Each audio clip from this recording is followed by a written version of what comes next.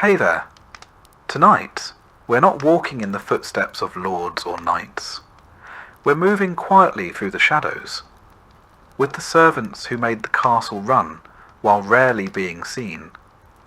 The scullery maid scrubbing before dawn, the spit boy turning meat until his arms go numb, the laundress with frozen hands, the guard pacing in silence while everyone else sleeps. This is their story, not one of glory or grandeur, but of relentless work, aching limbs, and quiet strength. 10 lives, 10 days, all under one roof, but in entirely different worlds.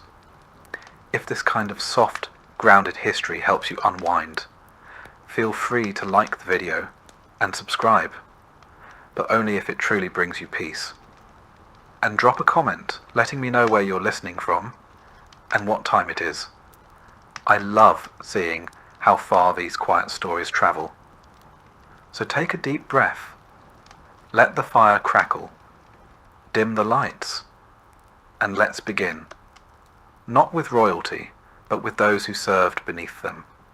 Good morning. You're awake. Not because you've had enough sleep. Don't be ridiculous.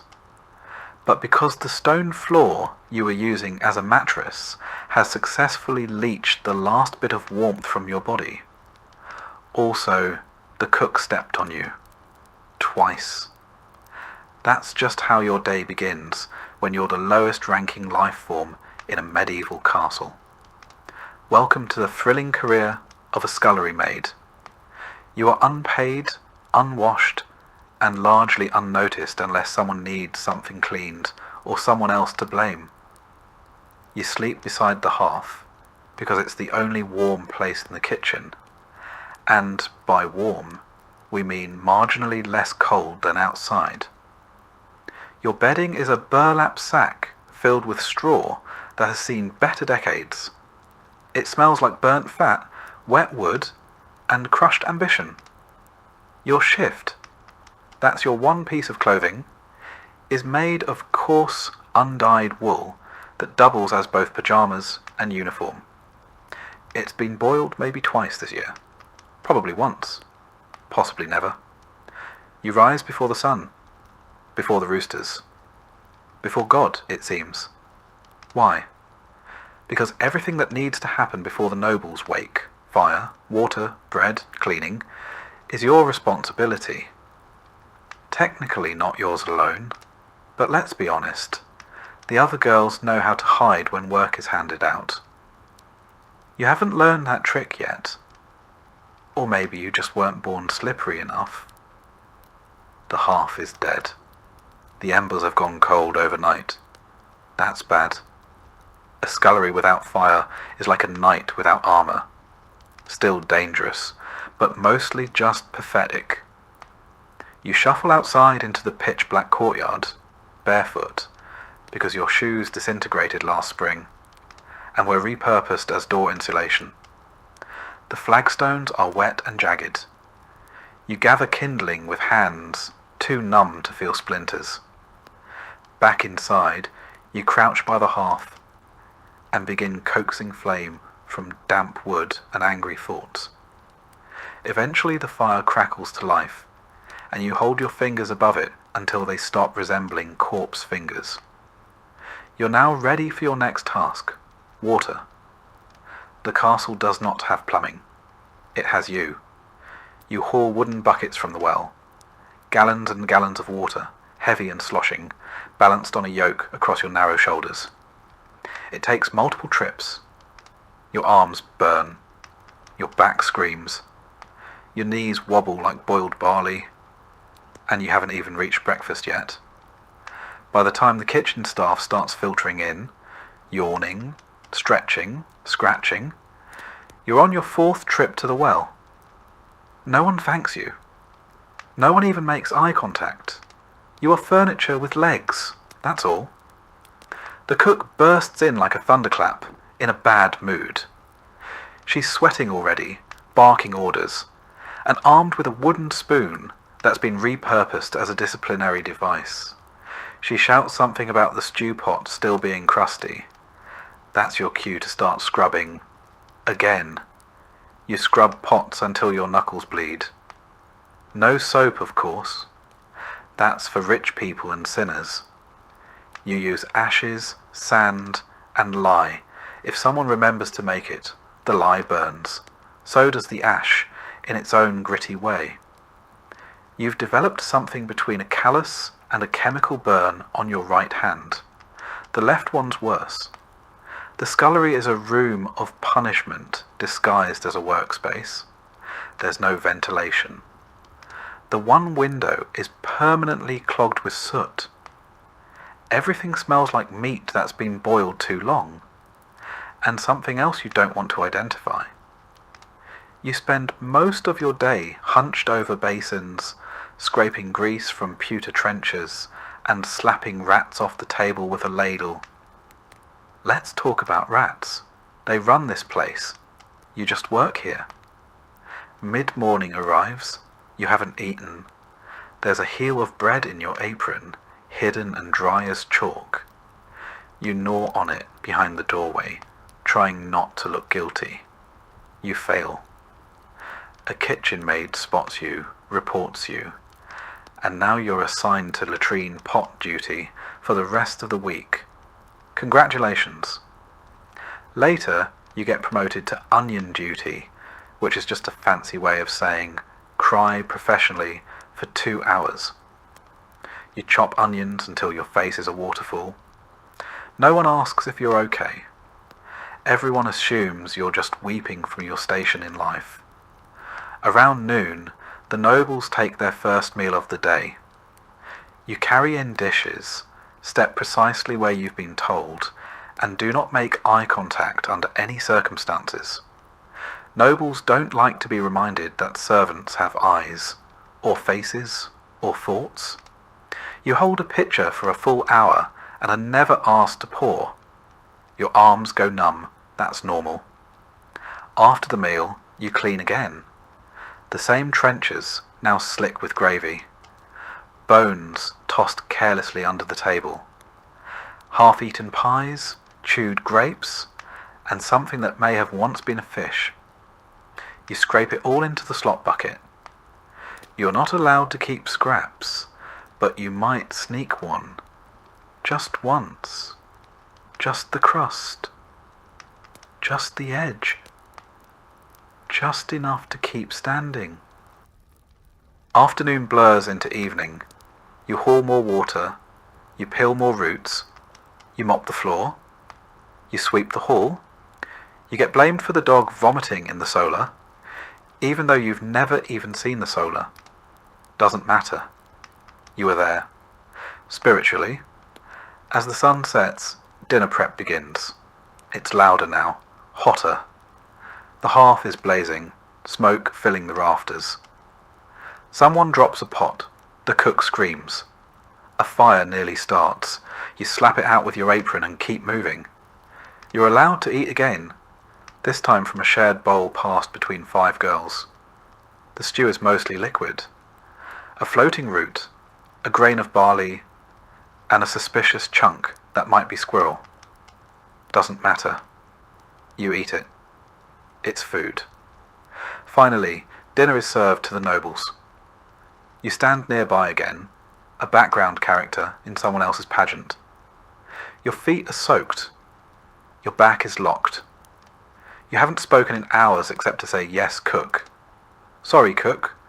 Or, it won't happen again, cook, whether or not you know what happened. Night falls. Dishes again. More scrubbing. Bones stuck to the pan like medieval cement. Your hands are shaking now. Not from cold. From exhaustion. You're dismissed with a grunt. You crawl back to your sack near the hearth. The fire has dimmed to glowing embers. You press close to the stone for warmth. Your tunic is still damp. You smell like smoke, onions, and fatigue. Someone's already asleep beside you. Someone else is crying quietly. You don't ask who. You don't want to know. You lie there for a moment, not asleep, not quite awake, thinking about what came before this. You didn't choose this life. No one chooses to be a scullery maid. You are born into it. Your mother worked in the dairy until her back gave out. Your aunt did laundry until she caught fever from the river. Now it's your turn. You're part of the great medieval inheritance, suffering passed down like a ladle. There's no path up. You don't become a cook. You don't marry the steward. You don't get promoted to lady's maid and learn embroidery under soft candlelight.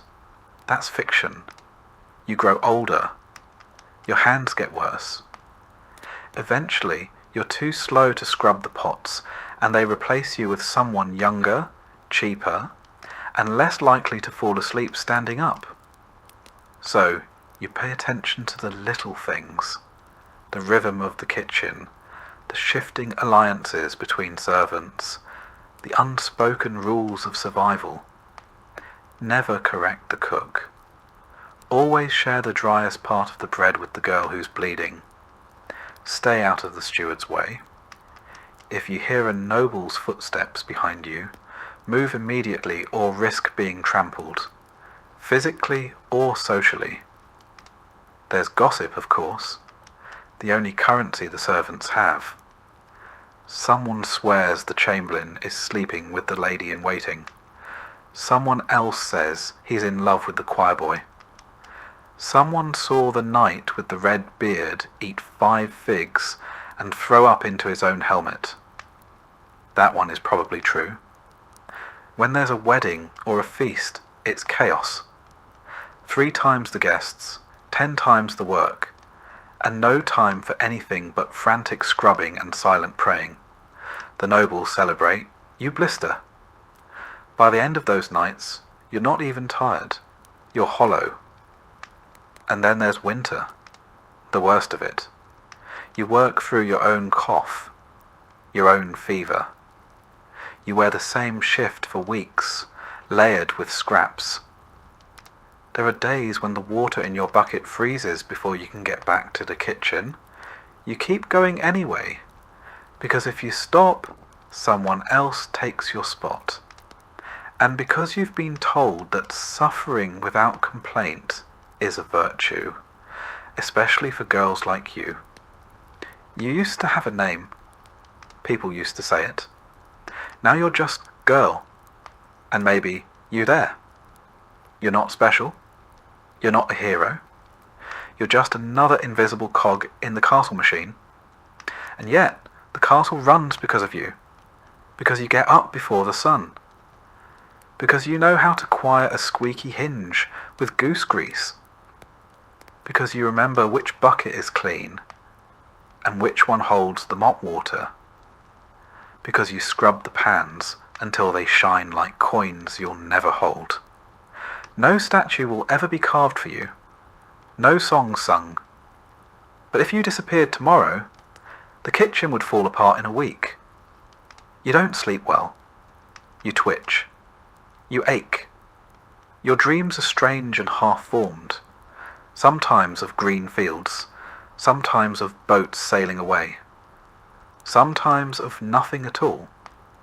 You wake with your mouth dry and your arms heavy. Another day begins. Another day exactly like the last. And no one notices. Except maybe Lord Crumbs. You are the spit boy. Congratulations or condolences. It really depends on how much you enjoy rotating slowly in front of open flame while contemplating your life choices. You're somewhere between 8 and 12 years old, small enough to crouch under the hearth, old enough to not cry every time you burn yourself. You are either orphaned, sold, or your parents were very persuasive when it came to convincing you this was an opportunity. Your job is to sit on a stool, if you're lucky enough to have one, beside the great kitchen hearth and turn the spit. All day, slowly, clockwise mostly, until someone tells you otherwise. Sometimes you're told to stop. Sometimes you're told you are turning too fast or too slow, or that you weren't turning it with enough noble dignity. Once, someone accused you of cheekiness because you blink too often. It's hot. Hot in a way that feels unnatural. Like living inside a loaf of bread that's halfway through baking. Your cheeks are constantly flushed. Your hair is always damp. Your tunic, singed at the hem, smells like every type of meat that's ever passed through this kitchen. You used to like the smell of roasting duck. Now it gives you migraines. Burns. Constant. Blisters. Everywhere. The kitchen has no sympathy. You're just expected to get better at dodging. If you blister your palm, wrap it in a rag. If your eyebrows singe off, grow new ones. If you faint, try to land somewhere that won't spill anything. You don't get breaks. The meat doesn't care if your arms are tired. The fire doesn't care if you're sweating so hard it's dripping into your eyes. The nobles expect their roast goose to spin at the correct angle and pace, or heads will metaphorically roll, sometimes literally, depending on how drunk the steward is. On special feast days, the spit gets longer. Bigger birds, whole pigs. Once, an entire deer. It took 2 of you to turn it. Your partner had a lazy eye and a mean streak. He'd let go of the crank at random intervals, just to watch you panic. You haven't seen him in a while. Rumour has it he's been reassigned to the kennels. You hope the dogs are treating him fairly. You sit for hours in the same position. Your knees go numb. Your back knots up. One time, your foot fell asleep so hard you thought you'd gone lame. The steward called you dramatic and threw a turnip at your head. The kitchen is chaos. Shouting, boiling, clanging. People running into each other with trays of oysters and jugs of wine. You are the eye of the storm. Nobody thanks you. Nobody remembers you. But if that roast comes out uneven, someone will blame the boy who turned it. When the meat is finally declared done, you help pull it off the spit. Carefully. The fat sizzles. The grease drips. If you flinch, you get scolded. If you hesitate, you get slapped. Then it's on to the next roast, or the stew, or the pies, or the boiling cauldron that smells like fermented onions and despair. You don't really know what time it is, ever. Your entire life is firelight and hunger. Sometimes, if you're lucky, someone throws you a bone, literally, not a metaphor. A half-gnawed bone with just enough meat on it to pretend you had lunch. You eat it in the corner with your hands, hunched like a little animal, and then go back to turning. By late afternoon, the fire has turned your cheeks red, and your lips dry and cracked. Your hands are black with soot. You've inhaled so much smoke that you cough like someone 4 times your age. You're still rotating. You hear the sound of plates clattering and nobles laughing in the hall above. You'll never go there. You're not allowed. That room is clean and bright and full of soft chairs and white bread. You exist so they don't have to. Eventually, the feasting ends. That doesn't mean you're done. It means you now get to help carry trays of half-eaten meat back down to the kitchen. You don't get to eat it. You carry it. You scrape bones into a slop bucket, rinse goblets, and drag the roasting spit into the scullery for cleaning. It's heavy. Your shoulder aches. You pretend you don't feel the blister bursting under your palm. Someone shouts that the Lord wants a roast prepared for his hounds. You start the process all over again. The dogs will eat better than you tonight. Again. It's late now. Your tunic is stuck to your skin. Your hair is stiff with grease. Your hands are shaking, and not just from fatigue, from hunger too. You finally get a bowl of pottage. It's thin, just boiled grain and a few soft turnips. You slurp it down in the corner. You don't talk to anyone. There's nothing to say. Everyone's too tired to pretend they're people. You clean the tools. Dull knives, the spit, the hooks. Everything must be spotless before the steward's rounds. If he finds a smear of fat, you're scrubbing it with your own spit. If you're lucky. If not, you're on floor duty in the Lord's privy the next day. Night settles like smoke. The kitchen quiets. The last pots clatter into place. The cook finally stops yelling. You sit near the dying fire, too sore to lie down, too wired to sleep. A rat crawls past. You don't flinch. You're too tired to care. You think about your old life before the castle. You were a shepherd's son, maybe? Or your parents ran a mill? Maybe they still do. Maybe they forgot you. Or maybe they were just desperate. One less mouth to feed. There's no path out of this. The best you can hope for is that your burns heal properly and that your back doesn't twist too early. If you're lucky, maybe you'll graduate to assistant cook by age 20. If you survive that long. Winter is especially cruel. The castle walls are thick, but the draught still cuts through like a blade. Your station by the hearth should be a blessing. Warmth, light, fire. But it's not warmth. It's exposure. One side of your body roasts, while the other side freezes. You rotate like the meat. A human kebab of fatigue and frostbite. You don't have proper shoes. You wrap your feet in scraps and try not to stand in puddles. When you walk, your knees pop like old door hinges. When you crouch, you wonder if you'll ever uncrouch. There are days your fingers are so stiff from cold and burns you can't tell if you're holding the spit or it's holding you. And your health? You don't have that. Your cough has become part of your personality.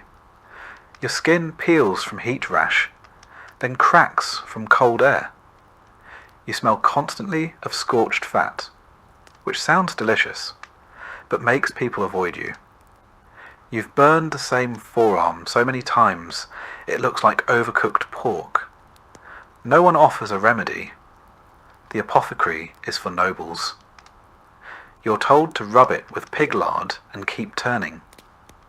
The hierarchy in the kitchen is strict. You are beneath the kitchen maids, beneath the butcher's assistant, beneath the boy who fetches eggs. You are the lowest. Even the dog that begs for bones is higher than you. At least it gets scraps. Sometimes the steward nods at you. That's the highlight of your week. You wonder, not often but sometimes, what your life might look like if you ever left. Then you remember, spit boys don't leave. They either grow up to be other kinds of servants, or they don't grow up at all. You settle into your spot by the hearth again, legs folded, arms hugging your knees. The flames are lower now, but your skin still burns where yesterday's blisters cracked open. You stare into the coals and imagine what it might feel like to be warm without hurting. You don't know. You've never felt that. Outside, snow is falling. Inside, meat is sizzling. And in between them, forgotten and ignored, you keep turning, like you always do. You know how every castle or town needs someone to deal with the human waste? That's you. You're a gong farmer, which is a polite medieval way of saying professional human filth remover. If it goes in the chamber pot, you take it out. If it ends up in the latrine, you get it back out again. You are the bottom of the bottom, scraping the literal cesspit of society. And somehow, it's a real job. One that paid better than some others. But before you get excited, remember, It paid better because no one else wanted to do it. Your shift starts at night. Not because you're nocturnal, but because no one wants to smell or see you during the day. You're banned from public markets until you've bathed. Not that bathing helps, the stink doesn't wash off. It lives in your pores now. You're the reason people cross the street and pretend they didn't see you. Your tools, a rake, a bucket, and a shovel.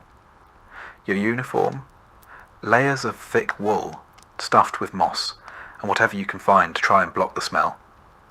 It doesn't work. The smell finds a way. It always does.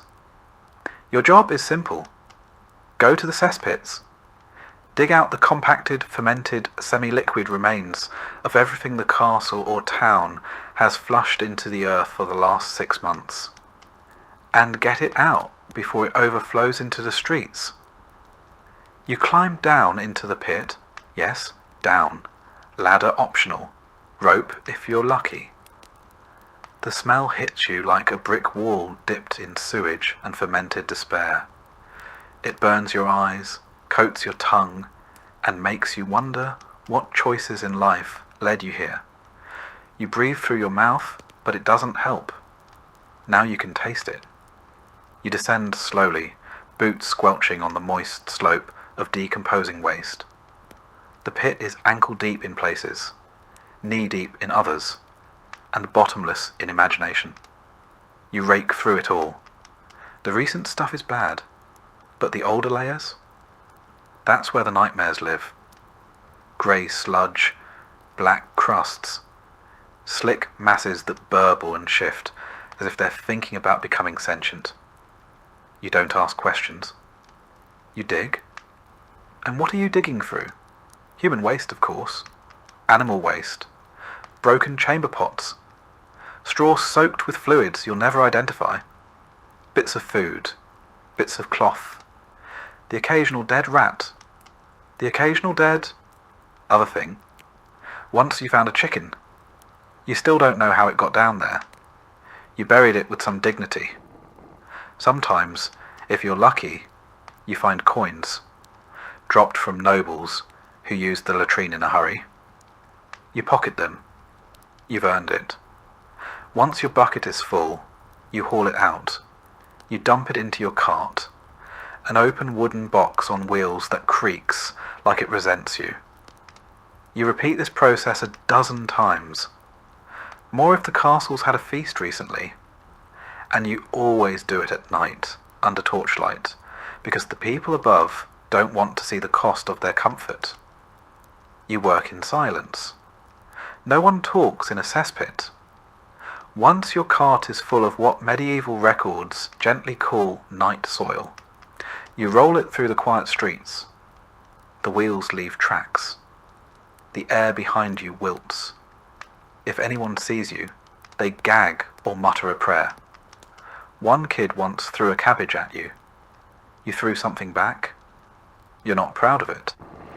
You head outside the town walls to the dumping grounds, usually near the fields. Because guess what? Waste gets reused.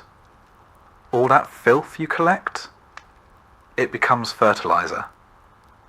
The very same nobles who won't look you in the eye are unknowingly eating vegetables grown in their own refuse. That's what you call medieval recycling. By early morning, you're done dumping, but not done working. You return to clean your tools, which means rinsing them in a pond that's already halfway ruined. You wash your boots, your clothes, your hands. It doesn't help. The stink clings.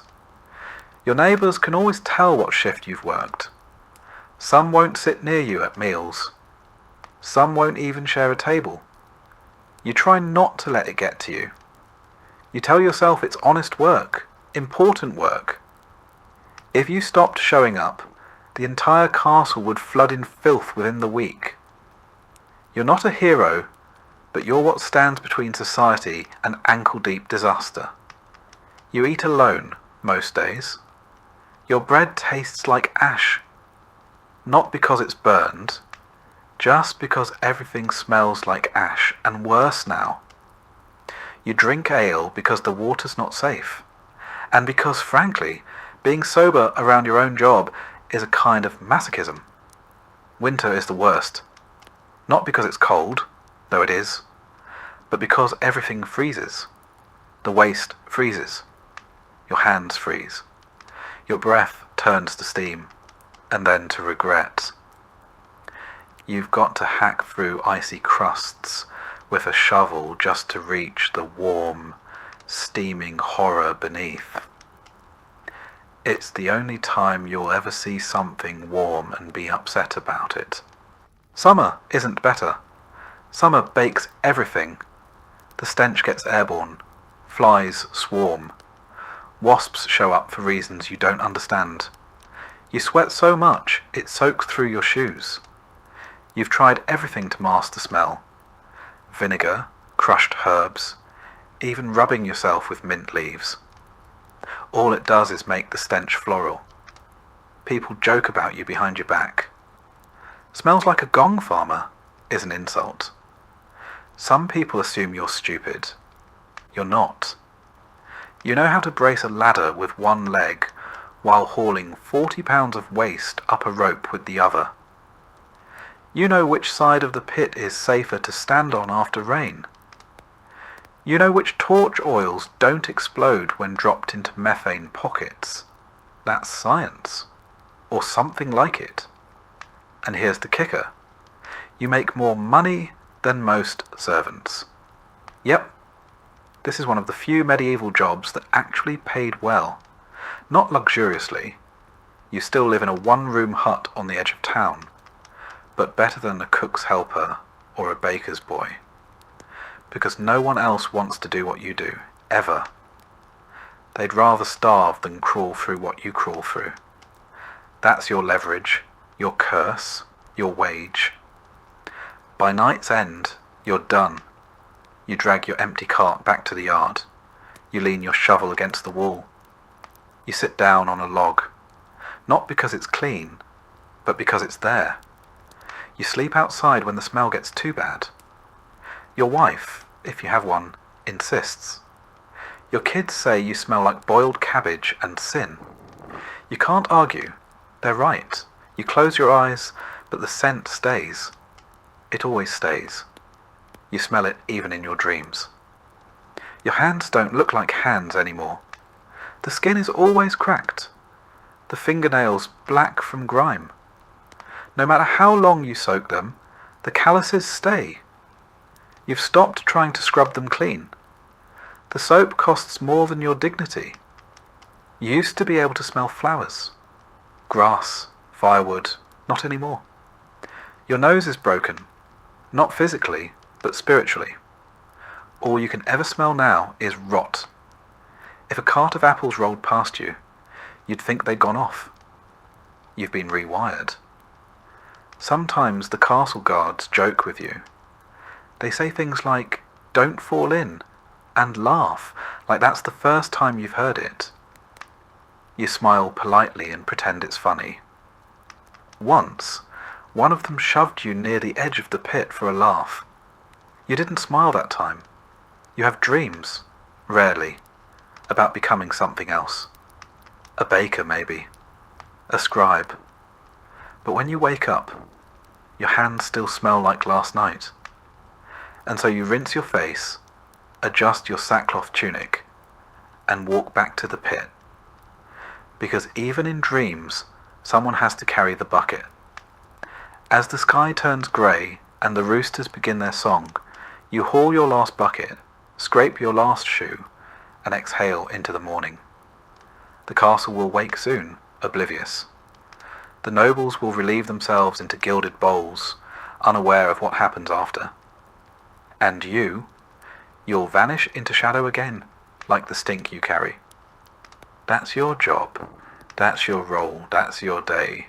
The Gong farmer, cleaner of kingdoms, forgotten by all, remembered only by the flies. You wear shoes.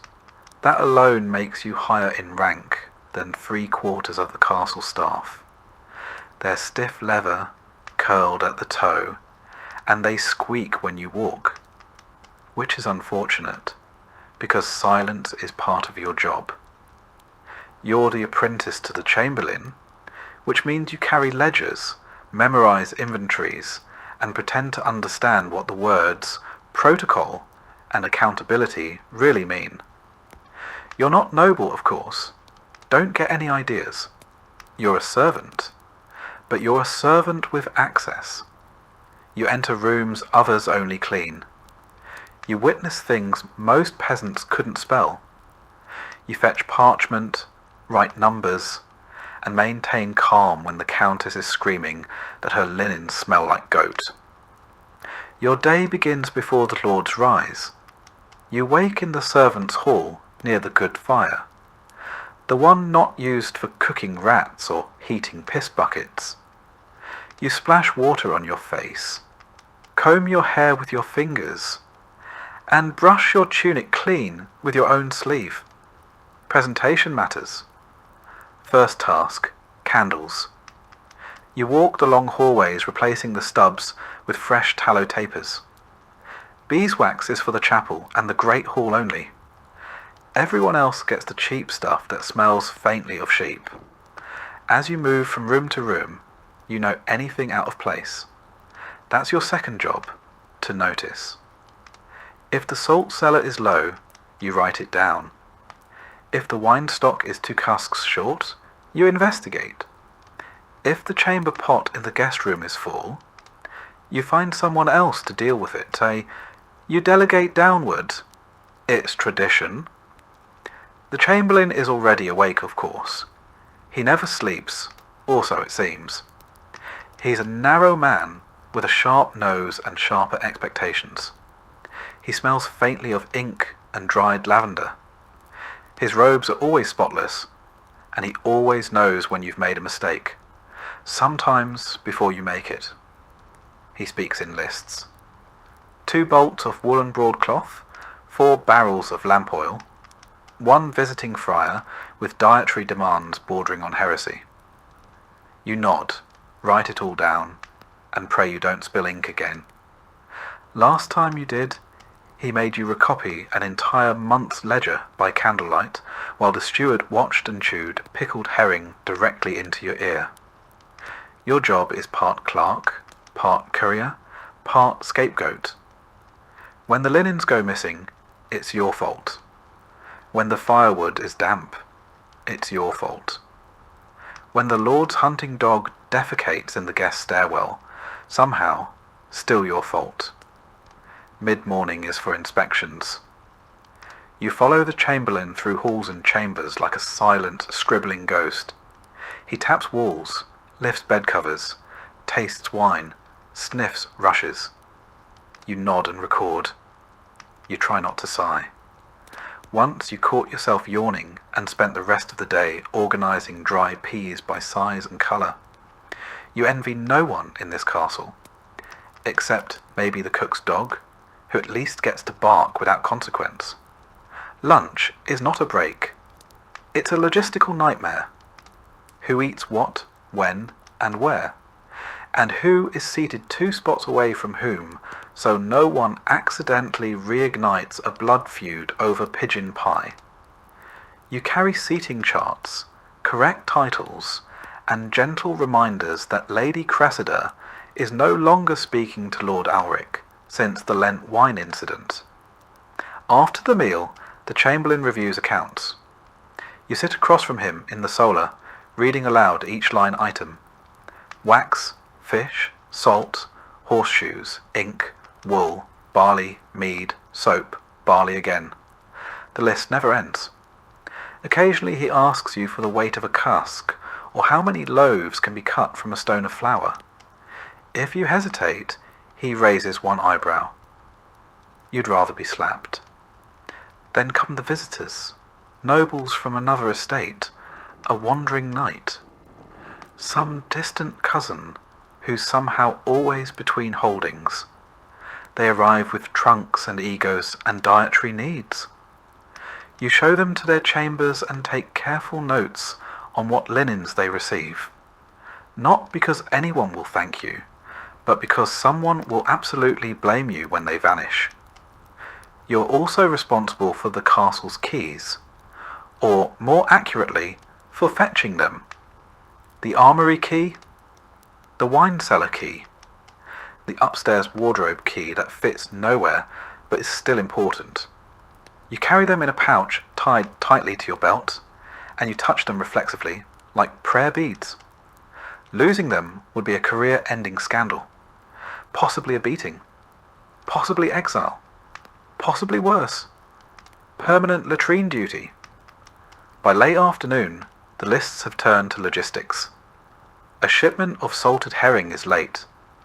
A bolt of velvet has gone missing. A priest drank too much and is asleep on the chapel floor. The kitchen is out of vinegar. The stables need more hay. The steward has opinions.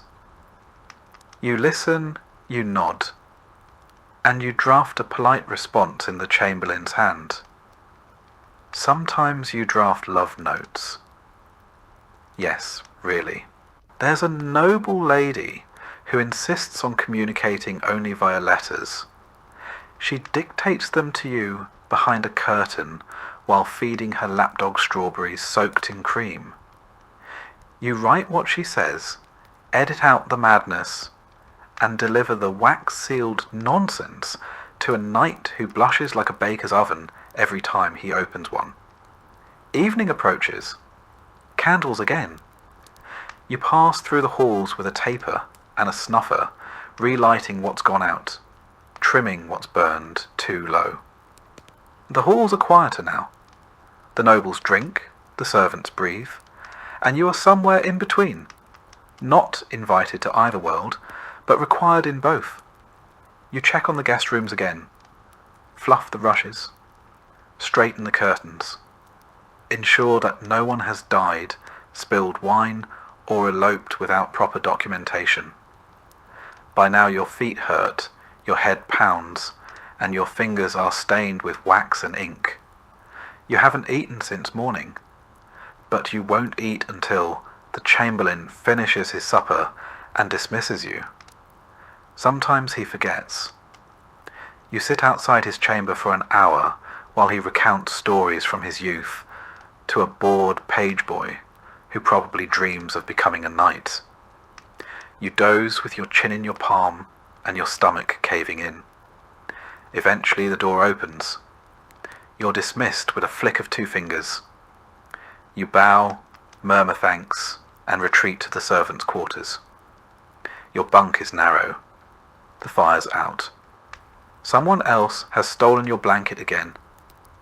You lie down, still half-dressed, and stare at the ceiling. You wonder if this is what power smells like. Tallow, ink, sweat, and lavender. You used to think working near the nobles would be exciting, that you'd hear secrets, learn how power works. You've heard the secrets, all right, mostly about hemorrhoids, stolen pastries, and who thinks whom is insufferable. As for power, it's just more rules, more ways to fail. The Chamberlain says you're learning discipline. What you're learning is exhaustion. What you're learning is how to be invisible, indispensable, and ignored at the same time. You've become fluent in silence, skilled in being present but forgettable. There's talk of promotion. Maybe one day you'll be assistant to the steward, or manage the cellar books. Maybe. More likely, you'll keep doing this until your back gives out or your eyes go bad from reading numbers by candlelight.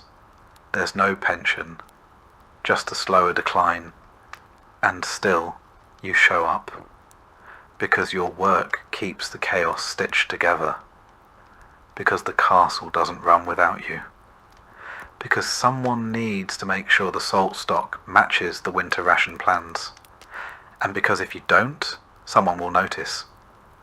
You drift off to sleep, counting barrels in your head. You dream in inventory. You wake when the first bell rings. It's still dark. You stand up, stretch your aching legs, and adjust your squeaky shoes. It's time to relight the candles. And begin again. The other servants tolerate you. Barely. You're not one of them. Not anymore. You wear cleaner clothes. You use words like allocation and inventory. But you're not one of the nobles either.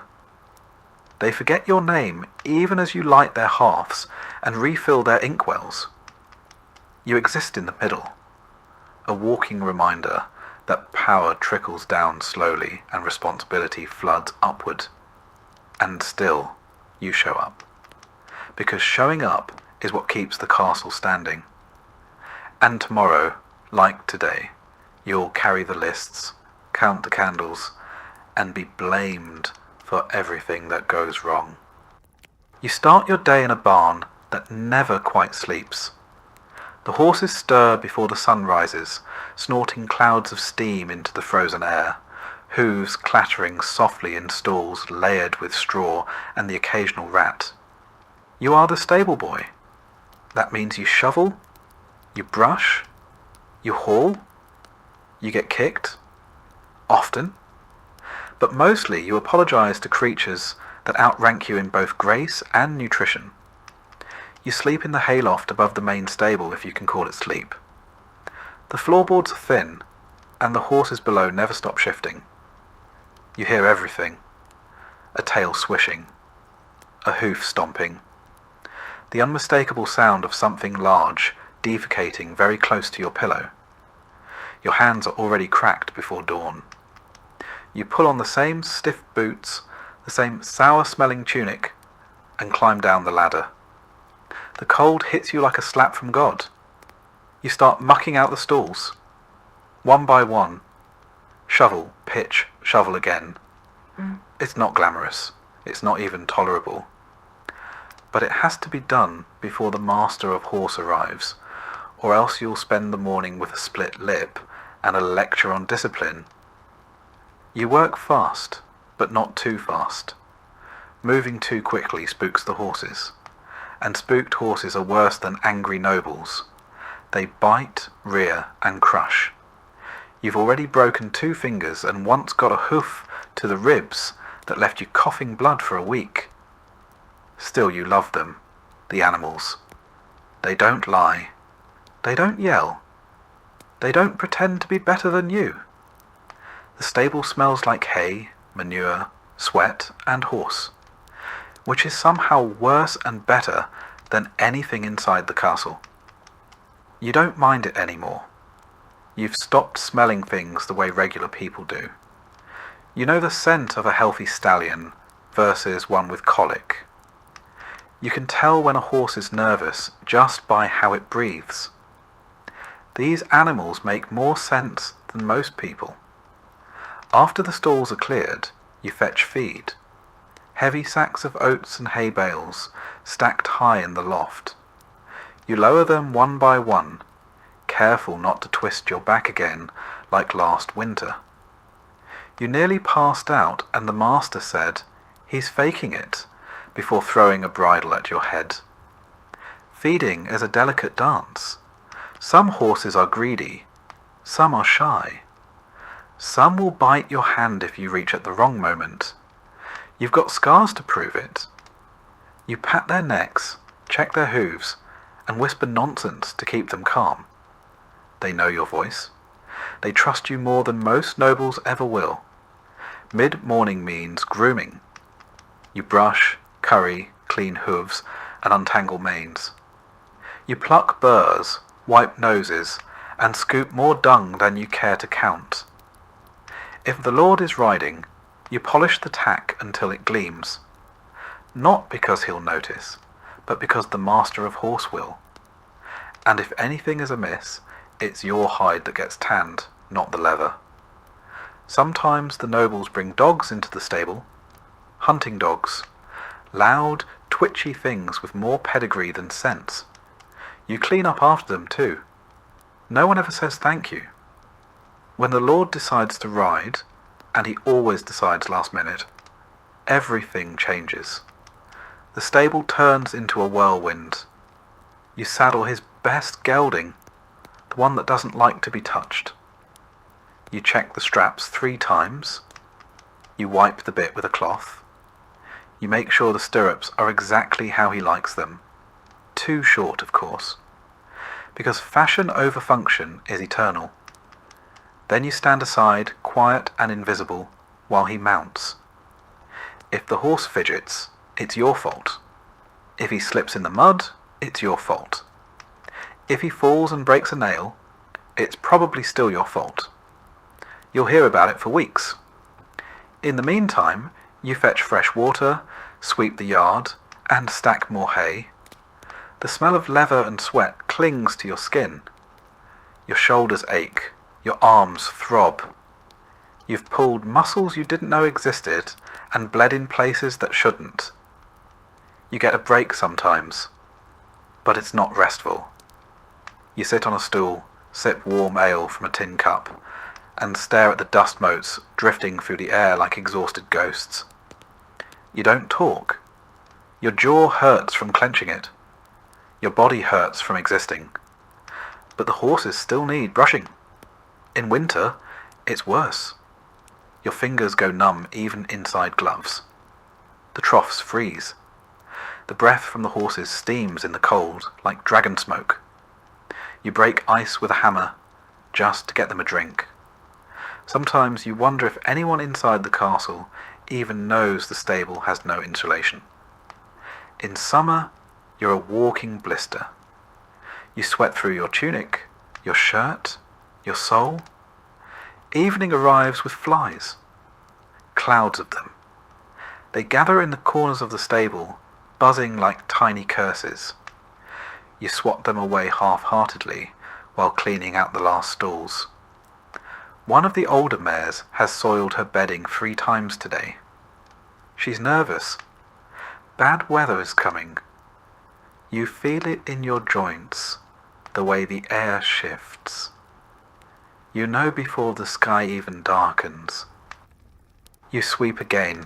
You rake again. You scrub the troughs with a fistful of straw and an old brush that lost its bristles 2 years ago.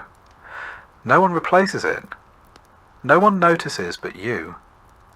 The master of horse checks in one last time. He grunts if he's pleased. He yells if he's not. You've learned to measure your day in the distance between his voice and your face. You sneak a few carrots from the feed room. One for the grey mare, who doesn't bite. One for the chestnut, who only bites strangers. They nuzzle your hand with soft velvet noses. It's the closest thing to affection you get. When the sun goes down, you climb the ladder to the hayloft again. Your bed is a pile of rags and straw. It smells like mildew and saddle oil. You lie down in your clothes. There's no point undressing. You'll only have to put it all back on in 5 hours. You listen to the horses breathing.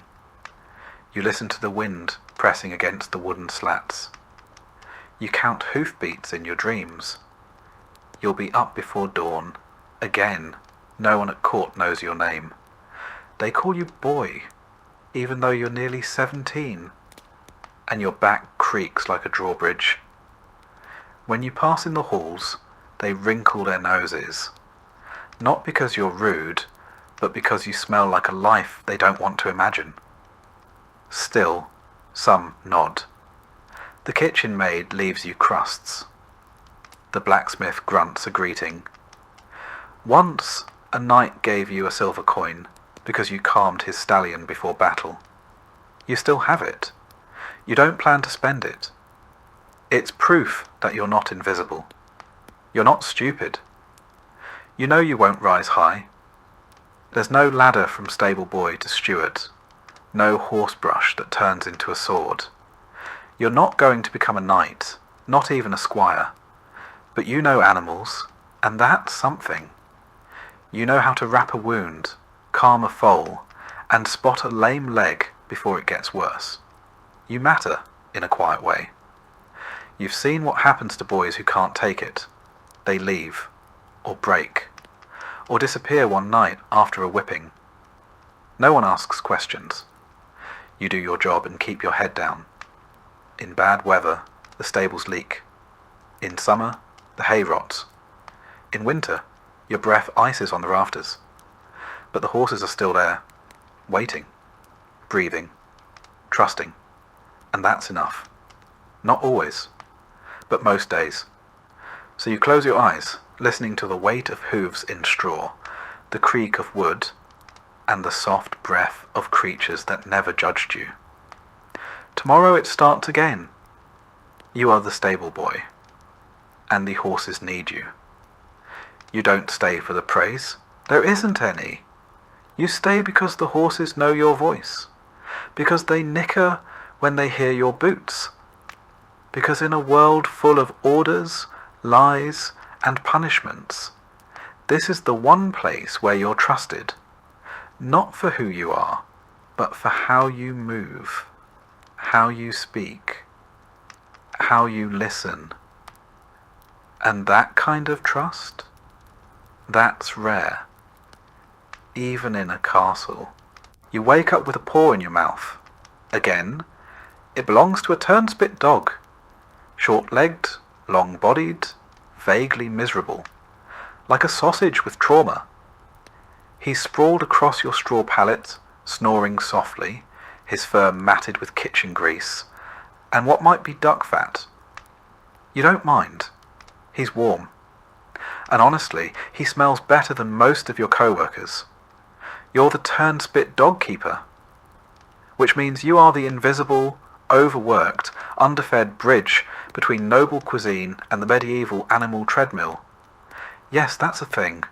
The dogs run, the spit turns, the meat cooks, and someone has to make sure the dogs don't die, snap, or sit down mid-roast. That someone is you. Your shift begins before the fire's even lit. You get up, stretch your back until it clicks, and immediately step in something wet. Hopefully water. Probably not. The dogs are restless. They know what's coming. You haul the first of them from the pallet. A stubborn mutt named Snipe. He bites you. Lightly. You deserve it. He's been on spit duty 3 days in a row. You rub his ears, mutter an apology, and lead him into the kitchen. The fires are already smoking. The cook is yelling about Swan again. You open the turnspit wheel. It looks like a hamster wheel, if hamsters weighed 30 pounds and had job-related trauma. Snipe crawls in. You latch the gate behind him. He starts walking. The spit begins to turn. The roast, boar maybe, begins to spin. Now you watch. You time, you bribe, you beg. The trick is keeping them moving without pushing them too hard. If the dog slows down, the roast cooks unevenly, and the cook throws things. Hot things, sharp things, emotional things. If the dog stops completely, the spit jerks, the meat slips, and you spend the rest of the morning being told that you've ruined Christmas. It's May. There are 4 dogs. You rotate them like wheels on a cart. 2 on duty, 2 resting. But none of them really rest. They just whine, twitch, and gnaw on old bones in the corner, while you rub their legs and whisper encouragements like you're raising canine gladiators. You clean the wheels too. Not because anyone tells you to, but because they squeak loud enough to make the cook's temples throb. You learnt that lesson last month, when a squeal mid-banquet earned you a ladle to the forehead. Sometimes the Lord himself walks through. He doesn't speak to you, just nods vaguely toward the meat and compliments the earthy flavour. That's your sweat, and probably some dog hair. You're welcome. Feeding the dogs is another gamble. They're not supposed to eat scraps from the noble table, but you do it anyway. No one wants to run on an empty stomach, and dried peas aren't exactly performance fuel. So when no one's looking, you slip them bits of goose fat or crusts soaked in gravy. They love you for it, until one of them bites your thumb off, which almost happened last week. Burns are common. Your forearms look like parchment. The kitchen is a furnace. Even in winter, it's a wall of smoke, heat, and shouting. In summer, it becomes a punishment from God. The fire never goes out. Not really. Even at night, it smoulders. And you sleep nearby, just close enough to be useful, just far enough to be forgotten. You've inhaled so much ash that your snot comes out black. Your cough sounds like a dying bellows. Your eyes are permanently red, which at least hides the tears. You used to think dogs were cheerful, loyal, friendly. Now you know better. These are working dogs, bred not for companionship, but for endless mechanical endurance. They don't want affection, they want your bread. And if you're late feeding them, they organise a rebellion. You once walked into the wheel room to find 3 of them sitting in a circle, chewing your shoe. No one taught you how to train them. You just learned by trial, error, and blood loss. You keep a stick nearby. You don't like using it. You really don't. But sometimes they refuse to run. Sometimes they dig in their paws and stare at you with the eyes of an animal who knows it's part of a joke it can't understand. You've named them all. Snipe, Button, Maud, Guts. Guts is the mean one. He only likes you when you feed him bacon grease. Otherwise he growls like a brewing storm and snaps at your ankles when he's off duty. You think he sees the world the same way you do. Tired, greasy, and full of smoke. Once, a noble child wandered into the kitchen. She pointed at the dog wheel and said, "Look, a spinning puppy." You smiled. Then her tutor yanked her away and glared at you like you'd exposed her to something indecent. You didn't say a word. You never do. At some point, you realise your posture's changed. You walk hunched now, from years of ducking under low beams, crouching beside dog pens, and carrying iron spits still hot from the fire. Your hands are covered in calluses and burns. Your knees ache when it rains. You're 17. You used to dream of being a falconer. You thought maybe you'd train birds, walk through forests, wear a leather glove and squint at the sky like you understood something. Now you can't even hear birds over the constant drumming of paws in a wheel. When you do get a moment alone, you sit by the back door, just out of sight. You let one of the dogs curl up next to you, usually Maud, the quiet one. She's the only creature in the kitchen that doesn't demand anything. She just breathes, warm and real, and you rest your head against the side for a minute, maybe 2. Then the bell rings again. More meat, more spinning. No one thanks the dog. No one thanks you. At night, you scrub the grease from your arms with sand and prayer.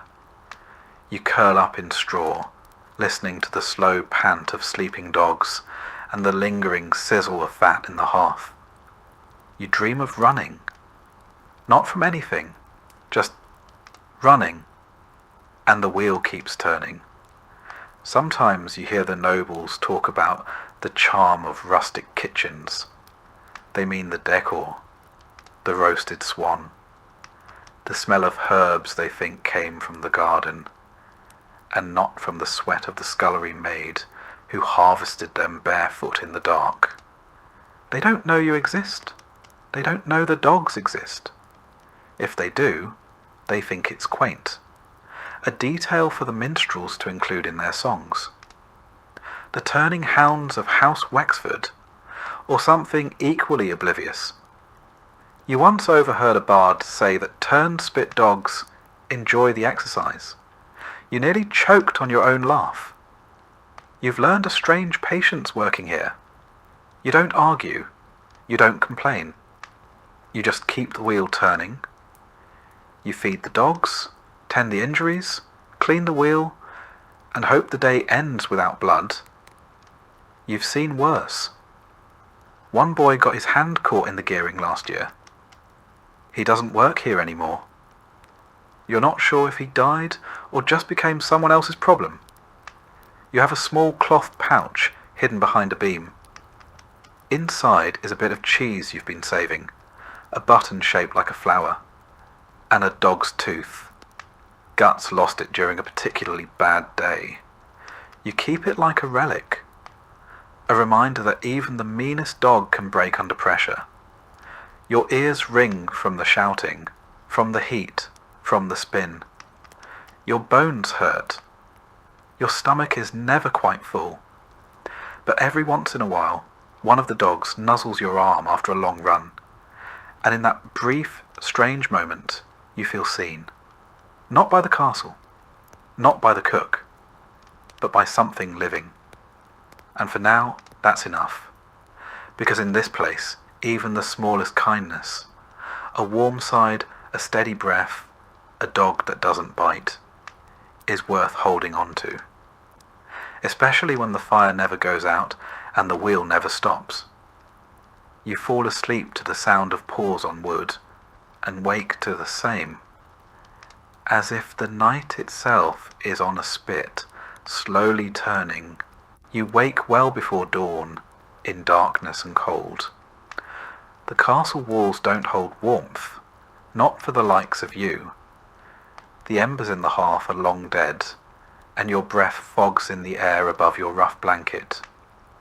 You sit up, every joint stiff from yesterday's labour. Your hands are already sore, though you haven't touched water yet. You are the laundress. And that means water, soap, fire, and pain. You dress quietly, pulling on a damp wool kirtle that smells faintly of smoke, tallow, and lye. The apron goes over it, stained and stiff with salt from old sweat and splashes of boiled linen water. You wrap a scarf around your hair, shove your feet into cracked leather shoes, and move like you're already late. Because you are. The castle is mostly asleep as you pass through the cold stone halls, carrying a basket filled with the previous day's laundry. Shirts yellowed with sweat, underthings damp with fear, linen napkins stained with wine or worse. Some of these pieces belong to nobility, and any error, any shrinking, tearing, staining, will be treated as a personal offence. You've seen girls dismissed over a scorched tablecloth. You've nearly been whipped over a missing chemise. In the courtyard, you fill 2 wooden buckets at the well. The pump groans. The water splashes cold and loud in the morning silence. You carry the buckets balanced on a yoke over your shoulders. It digs into your skin with every step. Past the smokehouse, past the scullery, to the yard where the great copper boiling pot waits blackened over yesterday's ashes. You light the fire underneath with trembling hands and flint. By the time the water starts to steam, the air is sharp with smoke and your fingers are red with cold. You mix in a scoop of lye, made from hardwood ash you soaked and filtered last week. The liquid goes cloudy. You stir it with a long wooden paddle, careful not to let it splash. The burns on your arms are still healing from the last time you slipped. With the lye water heating, you sort the laundry. Coarse linens in one pile, fine ones in another. The lord's shirts and the lady's undergarments are treated with reverence, not for what they are, but for what happens to you if they're returned imperfect. Woolens stay separate. You don't boil wool. You've seen a full cloak reduced to the size of a doll's coat in one careless afternoon. You begin with the soak. Linens go into the hot, lye-laced water and are stirred gently to loosen the stains and stench.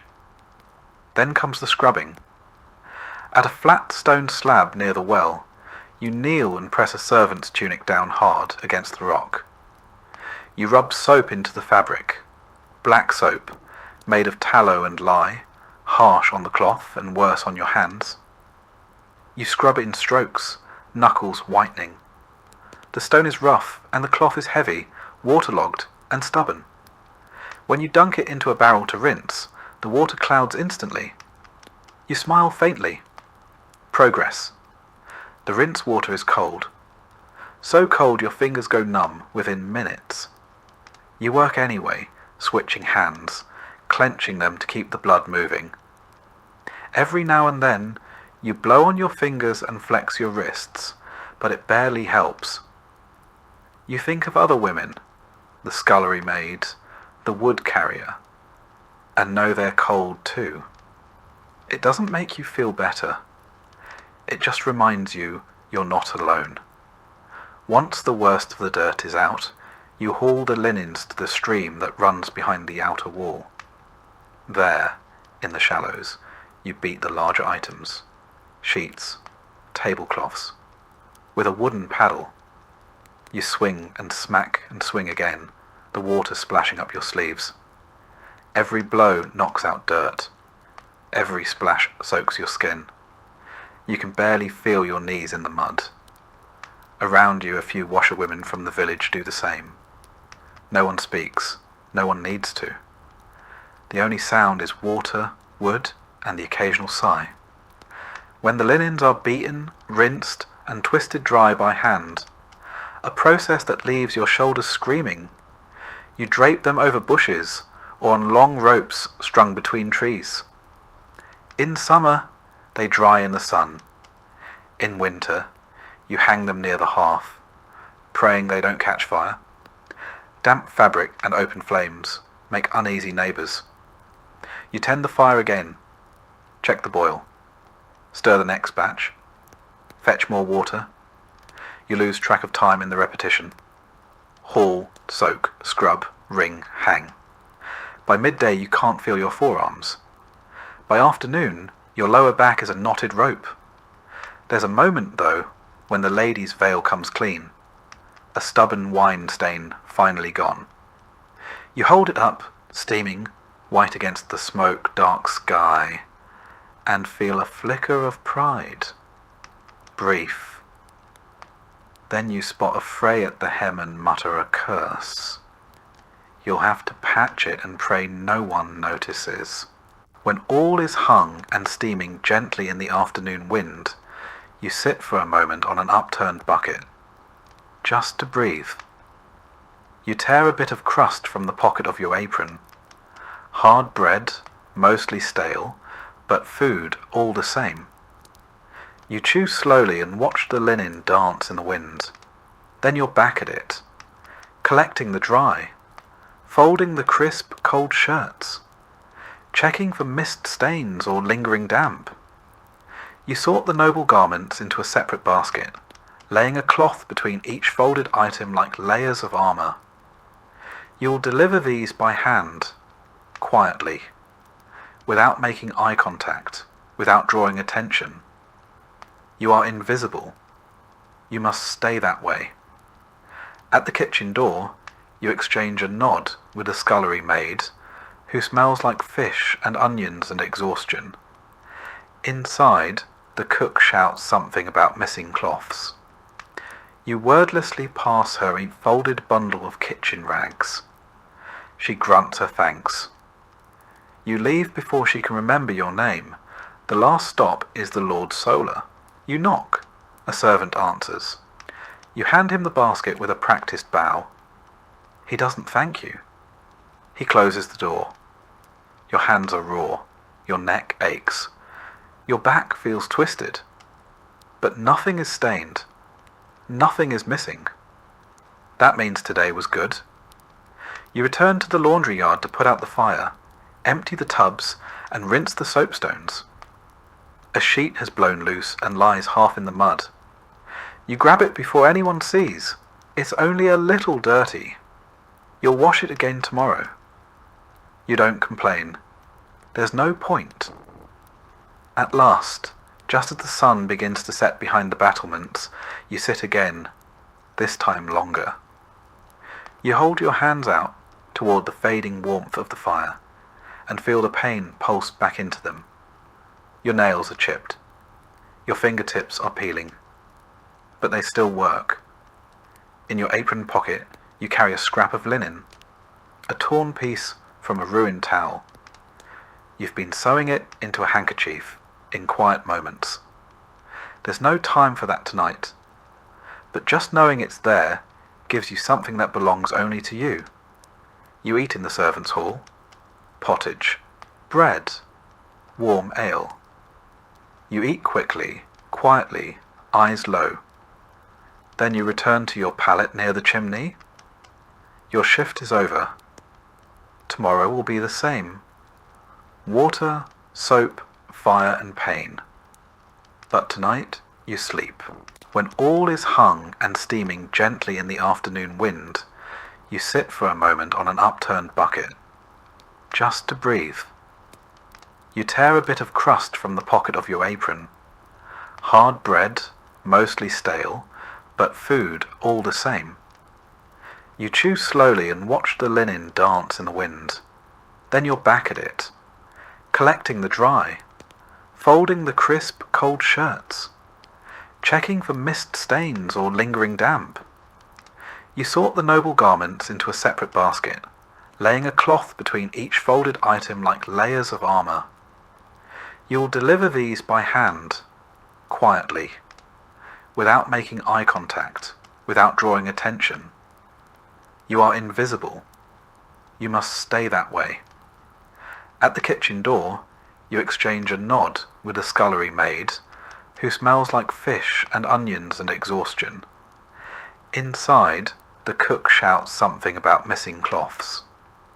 You wordlessly pass her a folded bundle of kitchen rags. She grunts her thanks. You leave before she can remember your name. The last stop is the Lord Solar. You knock. A servant answers. You hand him the basket with a practiced bow. He doesn't thank you. He closes the door. Your hands are raw. Your neck aches. Your back feels twisted. But nothing is stained. Nothing is missing. That means today was good. You return to the laundry yard to put out the fire, empty the tubs, and rinse the soapstones. A sheet has blown loose and lies half in the mud. You grab it before anyone sees. It's only a little dirty. You'll wash it again tomorrow. You don't complain. There's no point. At last, just as the sun begins to set behind the battlements, you sit again, this time longer. You hold your hands out toward the fading warmth of the fire, and feel the pain pulse back into them. Your nails are chipped. Your fingertips are peeling. But they still work. In your apron pocket, you carry a scrap of linen, a torn piece from a ruined towel. You've been sewing it into a handkerchief in quiet moments. There's no time for that tonight, but just knowing it's there gives you something that belongs only to you. You eat in the servants' hall, pottage, bread, warm ale. You eat quickly, quietly, eyes low. Then you return to your pallet near the chimney. Your shift is over. Tomorrow will be the same. Water, soap, fire and pain. But tonight you sleep. You've seen this before.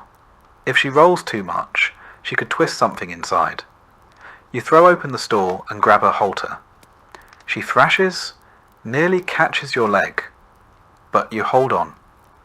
You tug her up, walk her in tight circles. Her eyes roll white. You keep whispering, keep moving. A stable master shows up eventually, curses, and takes over. You step back, shaking. Your arms are covered in dirt and spittle.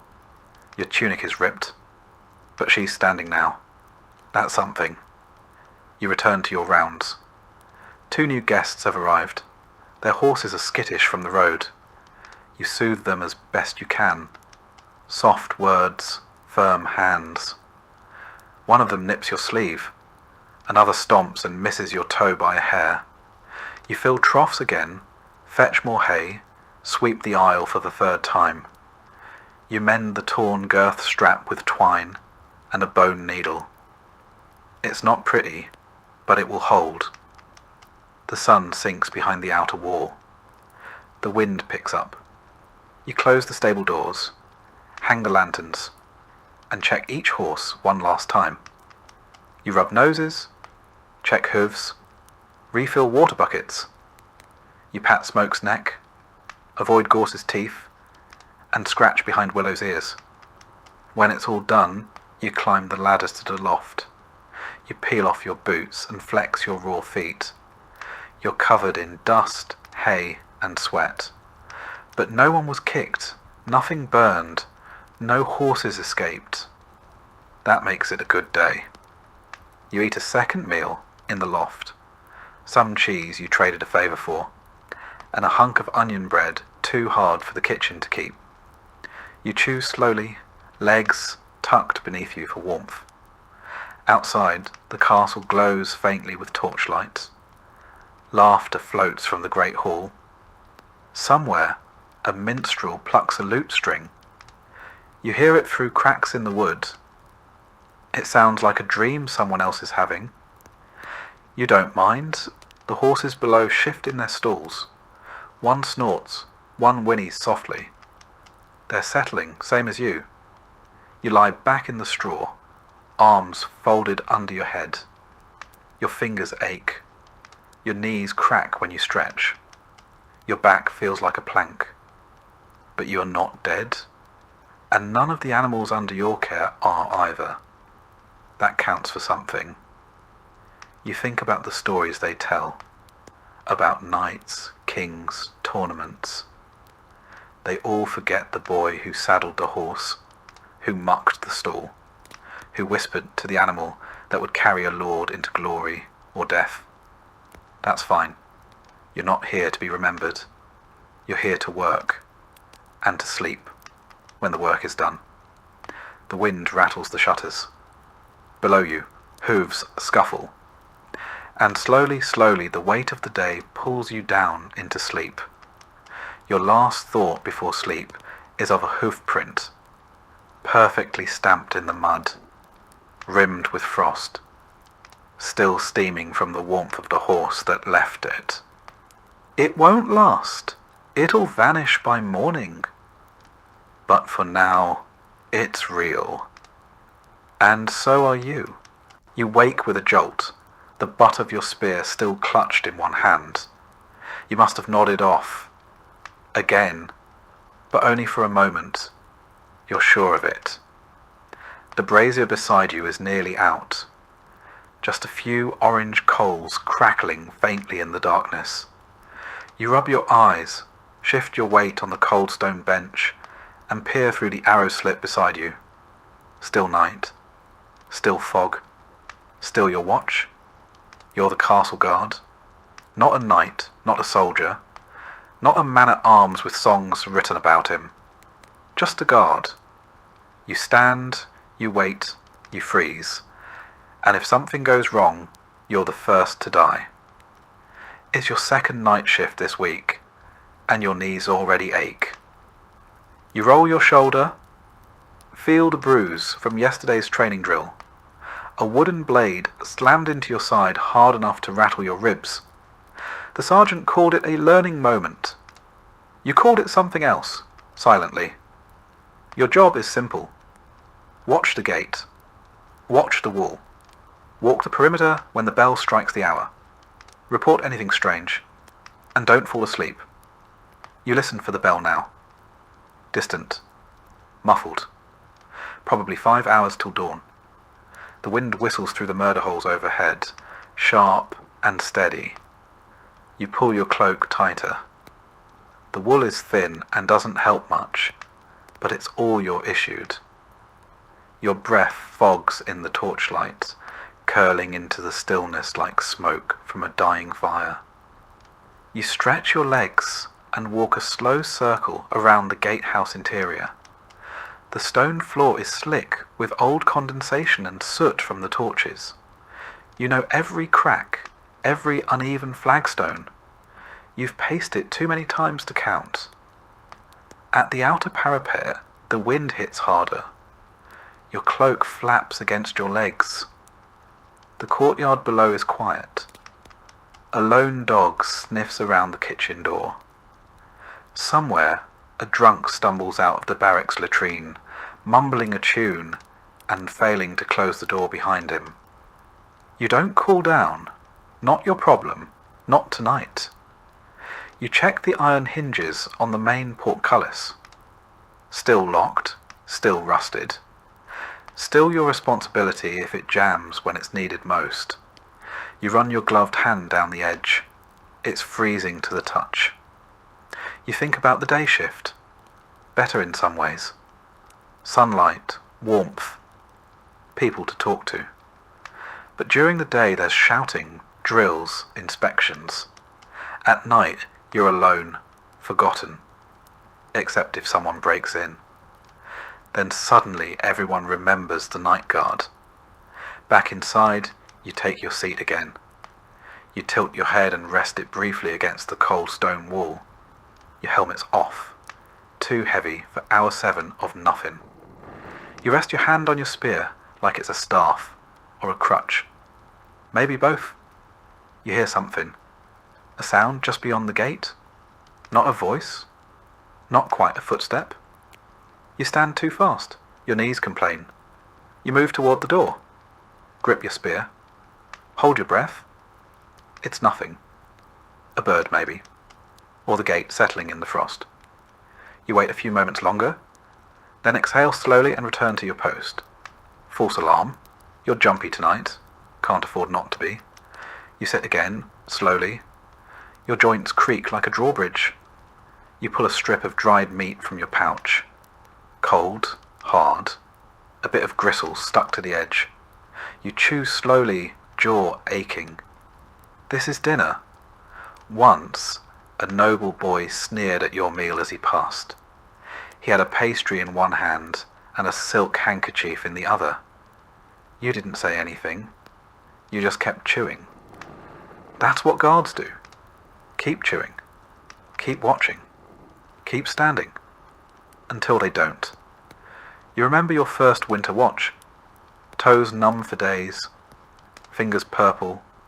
Skin cracked and bleeding. You learned the trick of wrapping wool inside your boots, layering grease cloth under your gloves. It helped. A little.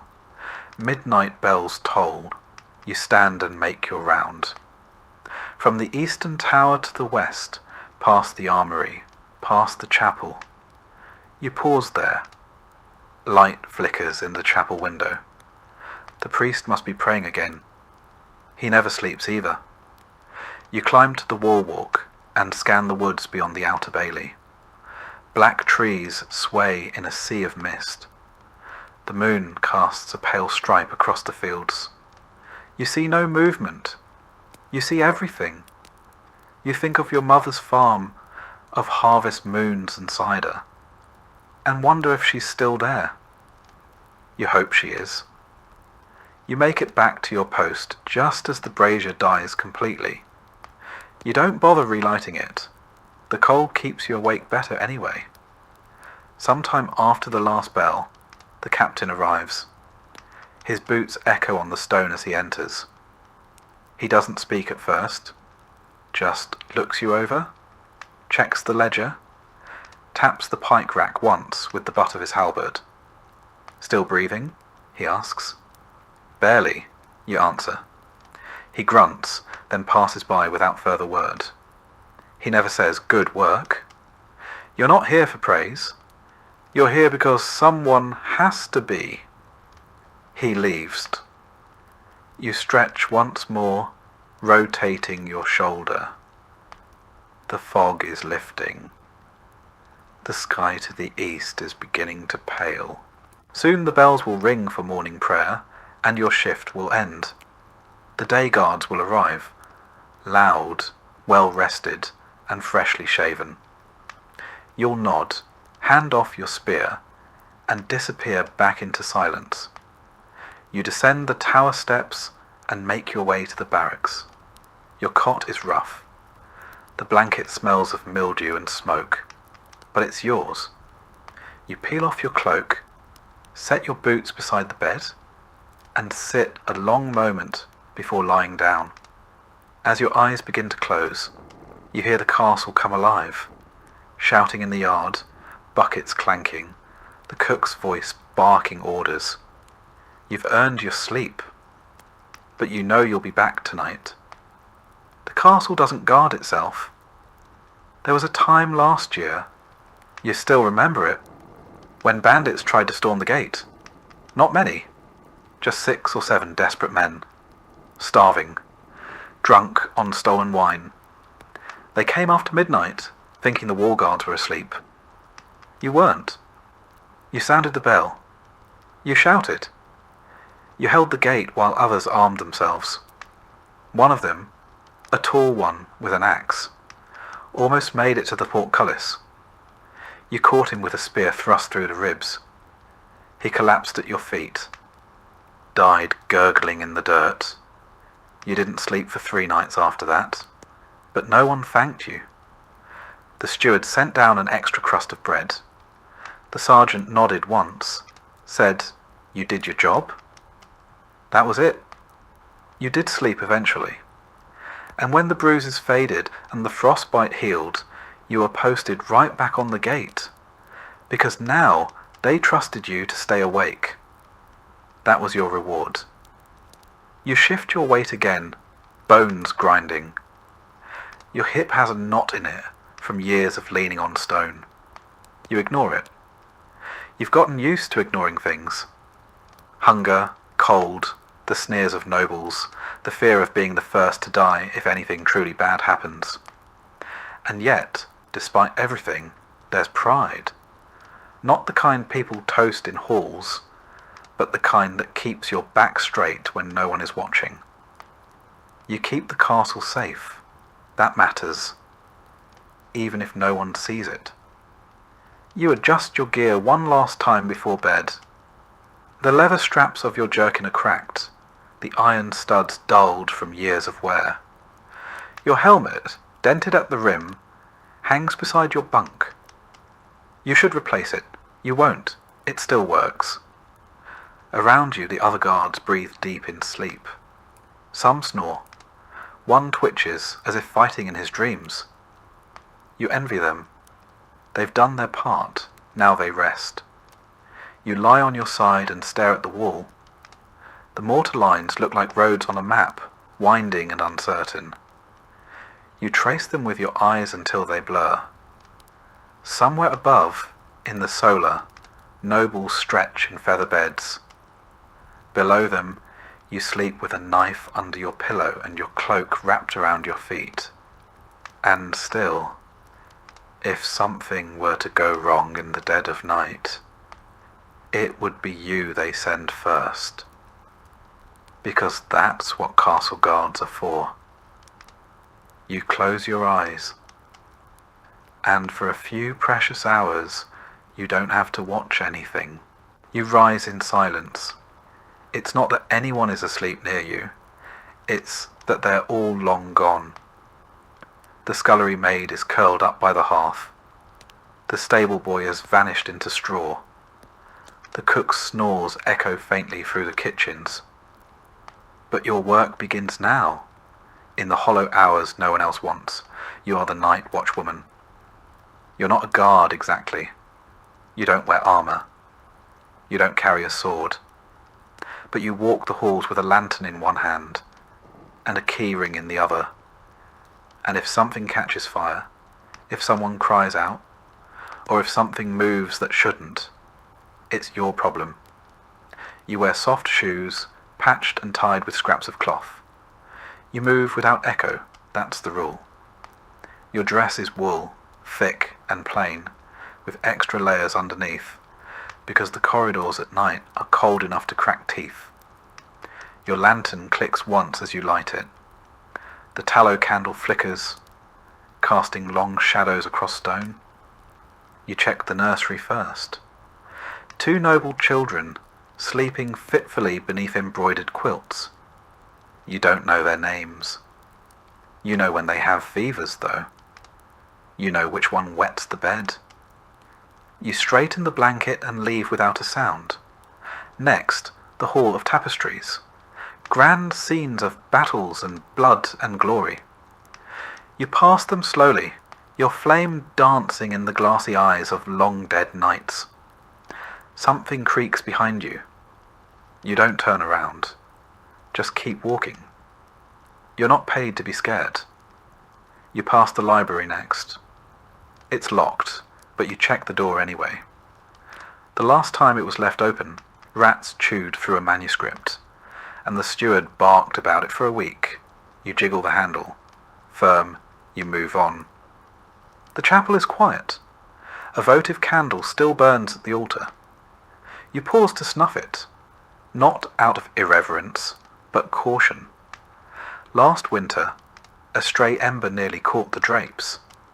You touch the iron candlestick to make sure it's cold, then continue. You climb a narrow stairway, lantern held high. Your legs ache. This is your third round tonight, and the castle isn't small. You walk with purpose, not hurried, not slow. Your ears stay sharp. You hear the creak of wood, the scuttle of mice, the faint drip of condensation off stone. You know every sound the castle makes. What's normal? What isn't? In the east wing, you find a window open. That's not right. It's latched from the inside during supper hours, and no one has reason to open it now. You set your lantern on the floor and close the window quietly. You don't report it. The steward doesn't believe in ghosts. You do. You check the laundry room next. Rows of steaming linens hung from rafters earlier are now stiff with cold. You tug one cloth down, a noble's cloak. Someone left it too close to the wall torch. The hem is singed. You sigh. You'll fix it yourself before anyone notices. You take the cloak with you, folded under your arm. You'll mend it in the still hour before dawn, when the fire is low and your fingers shake from exhaustion. The kitchen corridor is next. A pot left on the hearth still steams faintly. You lift the lid. Onion broth, thin and sour. You dip a crust of bread into it, careful not to take too much. Just enough to feel like a person again. You don't eat with the others. You're not on their schedule. No one saves you a plate, but you've learnt which shelves hide a wedge of cheese or a shriveled apple. The cook pretends not to know. Maybe she pities you. Maybe she once walked these same halls. You check the stair to the Lord's Solar. You do not go up. You're not permitted. That's where the other world lives. The world with feather beds and warmed slippers and voices that ring with command. You just watch it from below. You head toward the servant dormitory. A baby cries behind one door. You knock gently. A mother opens, bleary-eyed. You pass her a flask of warm water. She nods, thanks you without speaking. You leave her to it. Sometimes, when the castle sleeps, the walls feel alive. Not haunted exactly, but heavy with all the lives passing through them. The floor beneath your feet was scrubbed by 1,000 women before you. The stone arch above you was carved by someone who's been dust for centuries. You don't feel small, you feel connected. That's what keeps you moving. You take your final round just before dawn. The lantern is low now. You tilt it to coax out more light from the stub of candle, but there's not much left. The flame flutters, casting dancing shadows along the hallway walls. You pass through the lower storerooms, eyes peeled for anything out of place. This is where the rats come, where a spark could start a fire that would eat the whole castle. You pause by the armory door. It's cracked. That's wrong.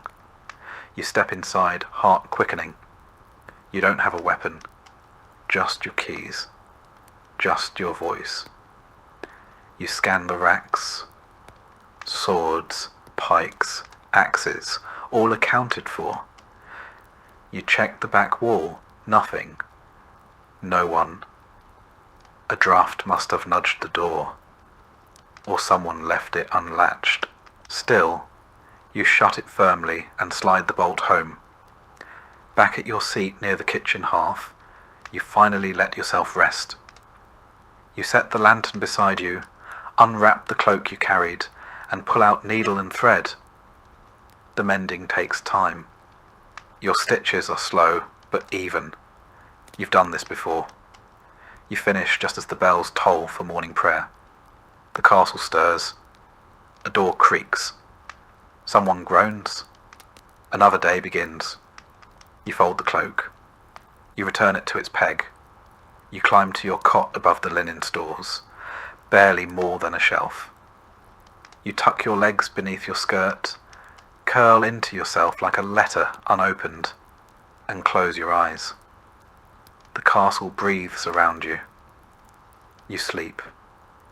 There are moments in the middle of the night when you forget the hour entirely. The castle exists out of time, its own little world of shadow and draught and silence. The walls breathe, the rafters creak. You've learned to tell which sound means loose timber and which means wind. You carry a small pouch of salt in your apron, not for seasoning, for protection. The old cook told you once that evil things dislike salt, that if you ever saw something that didn't belong in the halls, you should throw it at its feet. You've never had to, but the pouch stays. In the east corridor, near the old chapel, there's a patch of stone colder than the rest. No matter the season. You step over it every time. Just a habit. No one talks about it. Sometimes a nobleman's mistress will be out late, slipping from one chamber to another. You pretend not to see. You keep your eyes down, your keys quiet. Secrets are not yours to keep, but they are yours to carry. You once caught the steward himself stealing candles, taking them from chapel stores to light his own hearth in winter. He locked eyes with you, said nothing. Neither did you. But a week later, you found a thick blanket folded on your cot. No explanation. You never mentioned it. These are the quiet trades of castle life, the unspoken debts and wordless bargains, made not in coin but in silence and stitches.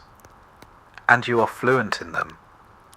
In the quietest part of the night, just before the birds begin to stir, you sometimes pause beneath the great window overlooking the courtyard. You let the lantern hang low just for a moment, and you look up. The stars shimmer, hard and cold and far beyond reach. But they're always there. No matter what happened that day, no matter what burns or breaks, the stars return. You think of your mother's stories. She used to say the night had ears, that it listened to the women who worked while others slept. And maybe it does. You've whispered your share of wishes into its stillness, most of them practical, none of them answered. Still, the watching comforts you. You take a slow breath, stretch your aching arms, and begin walking again. The same halls, the same locks, the same long shadows. Because someone has to. Because someone always has. And tonight, as always, that someone is you.